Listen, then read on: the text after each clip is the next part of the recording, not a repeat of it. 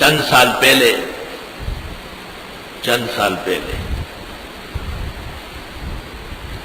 سورہ فاتحہ کی تفسیر میں 14 دن لگے تھے.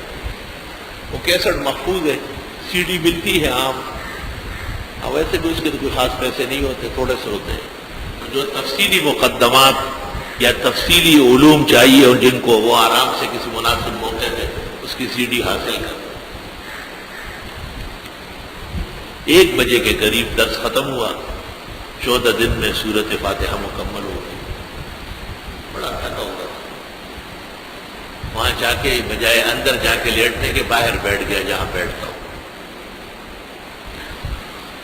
ایک ٹیلی فون آیا اور غیر ملکی آپریٹر نے مجھے کہا کہ یہ دور تفسیر آپ پڑھاتے ہیں؟ میں نے کہا میں پڑھاتا ہوں.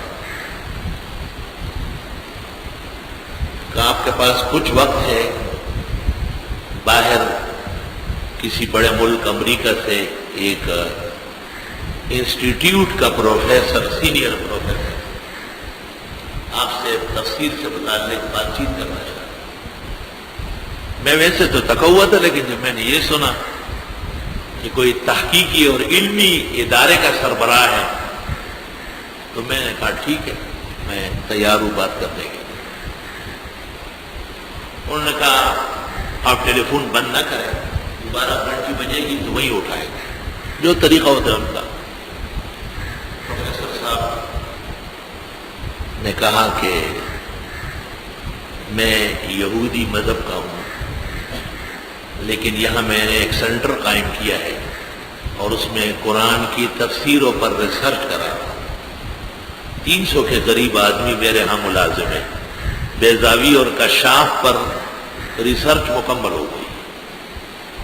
میں چونکہ لبنان کا یہودی ہوں اس لیے مجھے عربی آتی ہے، تو آپ کو عربی میں بات کرنے میں تکلیف تو نہیں؟ میں نے کہا نہیں، ہم بھی اپنا ایک میدان رکھتے ہیں اور اس میں بڑے خوش ہوتے ہیں جب عربی بولتے ہیں.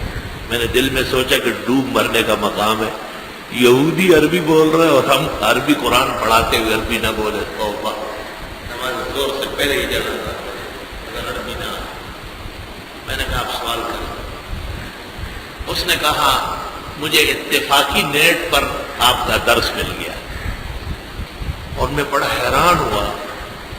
پتہ چلتا ہے کہ ایک سمندر طلباء اور علماء اور عوام کا آپ کے سامنے ہے اور آپ اردوی مبین پڑھا رہا ہے، مگر عربی حوالہ جات، عبارات، اشعار، متعلقات اس کثرت سے ہیں کہ میں گرویدہ ہو گیا اور میں بیٹھ گیا.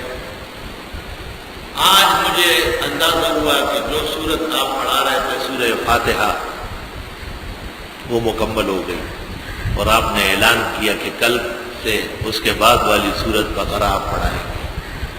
تو میں سورہ فاتحہ سے متعلق کچھ پوچھنا چاہتا ہوں. کافی دیر تک میری تعریفیں کی، لیکن میں سمجھ گیا کہ کوئی کسی کی تعریف کے لیے کچھ نہیں کرتا، اپنے کام سے.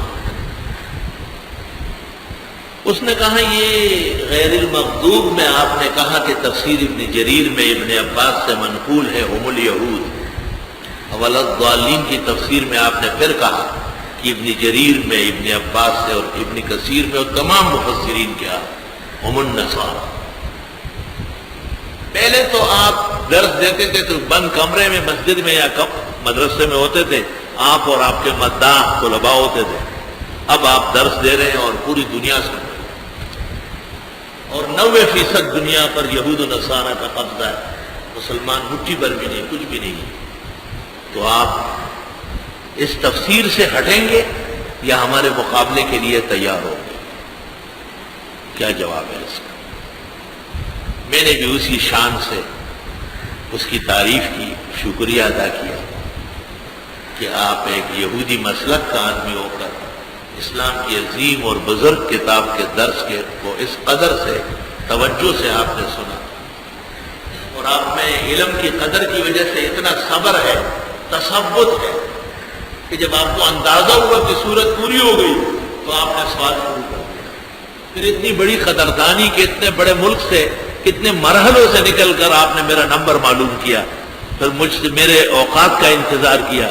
میں بھی شکریہ ادا کرتا ہوں اور آپ کی صلاحیتوں کو خراج تحسین پیش کرتا ہوں، ایسا اور ویسا ایسا اور ویسا. لیکن جس وقت اس نے اعتراض کیا تو اس اعتراض میں اس نے کہا کہ آپ کے قرآن میں ہے یہود کے خلاف نصارہ کا ہے. وہ ایک آیت پڑھتا تھا، میں 10 اور پڑھتا، میں نے جلدی پوری ہو گئی.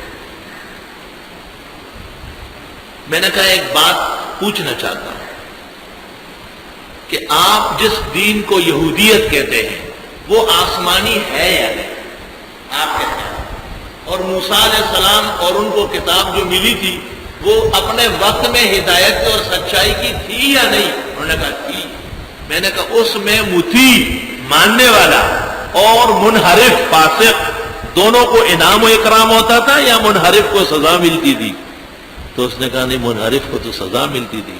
میں نے کہا یہ مغضوب اور ضال وہ ہے جو توریت سے اور موسیٰ علیہ السلام سے اور انجیل سے اور عیسیٰ علیہ السلام سے کٹ گئے ہیں.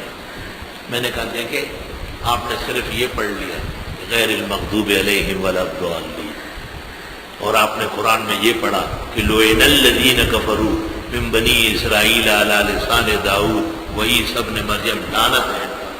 آپ نے یہ پڑھا فباؤوا بغضب علی غضب، ساری آیت ہے. آپ نے یہ پڑھی کہ وجعل منہم القردۃ والخنازیر وعبد الطاغوت. اس نے کہا ہاں. میں نے کہا آپ نے یہ نہیں پڑھا کہ قرآن کہتے یعلمہ علماء بنی اسرائیل، بنی اسرائیل کے علماء جانتے ہیں، آپ کے علماء کے علم کا احترام کرتے ہیں. آپ نے قرآن میں یہ آیت نہیں پڑھی لیسوا سواء من اہل الکتاب امۃ قائمہ یتلون آیات اللہ آناء اللیل وہم یسجدون یؤمنون باللہ والیوم الآخر وَيَأْمُرُونَ بِالْمَعْرُوفِ وَيَنْهَوْنَ عَنِ الْمُنْكَرِ وَيُسَارِعُونَ فِي الْخَيْرَاتِ وَأُولَٰئِكَ مِنَ الصَّالِحِينَ وَمَا يَفْعَلُوا مِنْ خَيْرٍ فَلَن يُكْفَرُوهُ وَاللَّهُ عَلِيمٌ بِالْمُتَّقِينَ. میں نے کہا یہ قرآن ہے، غور سے سنو قرآن کیا پیش کر رہا ہے. اور یہود نصارہ کے مناقب میں نے کہا قرآن کہتے ہیں وَمِنْهُمْ مَنْ إِن تَأْمَنْهُ بِقِنْطَارٍ يُؤَدِّهِ إِلَيْكَ، ایسا دیانتدار بھی ان میں موجود ہے. قرآن ان کا ثبوت پیش کرتے ہیں یعرفونہ کما یعرفون ابناءہم. تو میں نے کہا منحرف کی سزا اور مطیع کے لیے جزائے خیر اور انعام و اکرام دونوں قرآن میں ہے. اب آپ بتائیں کہ آپ اس میں کیا غلطی پاتے ہیں. پروفیسر صاحب جو پھوٹ پھوٹ کر رونے لگا یا شیخ واللہ ما افہمتنی بل جعلتنی داعیا للقرآن والاسلام انشاءاللہ تعالی. آپ نے مجھے صرف سمجھایا نہیں، آپ نے مجھے قرآن اور اسلام کا ایک داعی بنایا تھا، مدافع بنایا. میں پوری دنیا میں جنگ کروں گا اس کی طرف سے.